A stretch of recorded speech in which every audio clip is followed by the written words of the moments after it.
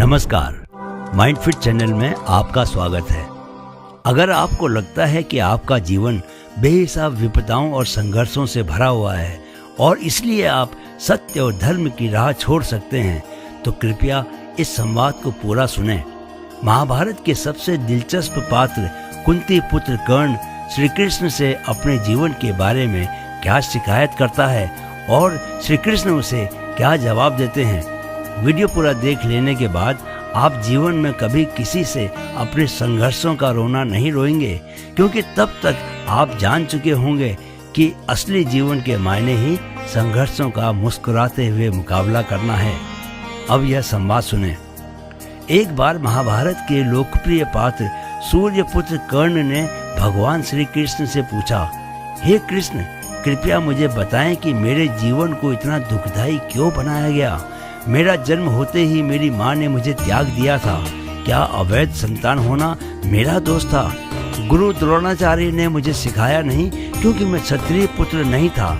परशुराम जी के पास गया तो उन्होंने मुझे दीक्षित किया। मैं खुश हुआ, परंतु जब मैंने उनसे शिक्षा ले ली और उनकी ही रक्षा के लिए जब उन्होंने मुझे बिच्छू के डंक की मार सहन करते देखकर जाना कि मैं ब्राह्मण नहीं हूँ, तो उन्होंने भी मुझे श्राप दे दिया कि जिस वक्त मुझे उनसे सीखी विद्या की सबसे ज्यादा जरूरत होगी, मैं उसे भूल जाऊंगा। और देखिए कि अनजाने में गाय के बछड़े को मेरा बाण लगा तो उसके स्वामी ने भी मुझे श्राप दे दिया कि जैसे मेरे बाण से उसका असहाय बछड़ा मरा, वैसे ही असहाय होकर मैं भी मारा जाऊंगा। हे कृष्ण, आप तो जानते ही हैं कि द्रौपदी के स्वयंवर में मेरा किस कदर अपमान किया गया। मुझे सूत पुत्र कहा गया। सोचिए कि माता कुंती ने आखिर में मुझे मेरे जन्म का रहस्य बताया, लेकिन उन्होंने भी मुझसे दान में अपने बेटों के लिए अभय दान मांग लिया। मुझे जीवन में जो कुछ भी प्राप्त हुआ वह दुर्योधन से ही प्राप्त हुआ, तो मैं उसकी तरफ से लड़ा। हे वासुदेव, अब आप ही बताएं कि मुझसे क्या गलत हुआ। कर्ण की बातें सुनकर भगवान श्री कृष्ण ने उत्तर दिया, हे कर्ण, अब तुम मेरी कथा भी सुन लो। मेरा जन्म मेरे ही मामा के कारागार में हुआ।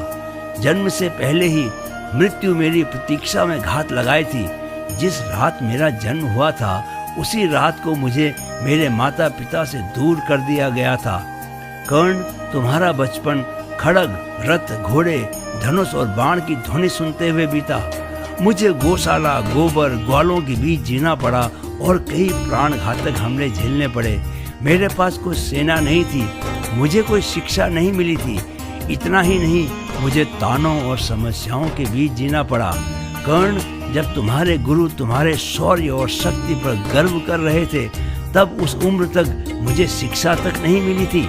16 साल का होने पर मुझे ऋषि सांदीपन के गुरुकुल पहुंचाया गया था। हे कर्ण, तुमने अपनी पसंद की कन्या से विवाह किया था और मुझे जिस कन्या से प्रेम था वह नहीं मिली और मुझे उनसे विवाह करना पड़ा जिनकी चाहत में था।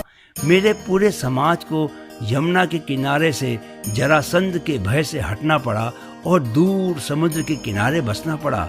रण से पलायन के कारण मुझे रण छोड़ बुलाकर अपमानित किया गया।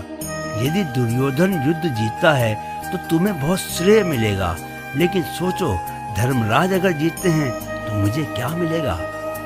मुझे केवल युद्ध और युद्ध से पैदा हुई समस्याओं के लिए दोषी ठहराया जाएगा। एक बात का स्मरण रहे कर्ण, हर किसी को जिंदगी चुनौतियां देती है। हर क्षण मृत्यु की ओर बढ़ता हुआ जीवन किसी के साथ न्याय नहीं करता। दुर्योधन ने अन्याय का सामना किया है तो युधिष्ठिर ने भी अन्याय भुगता है, लेकिन सच्चा धर्म क्या है यह तुम जानते हो।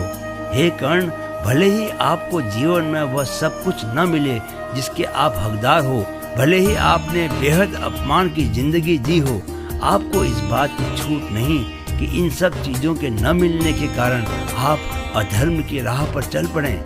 महत्व इस बात का है कि आप उस समय उस संकट का कैसे मुकाबला करते हैं।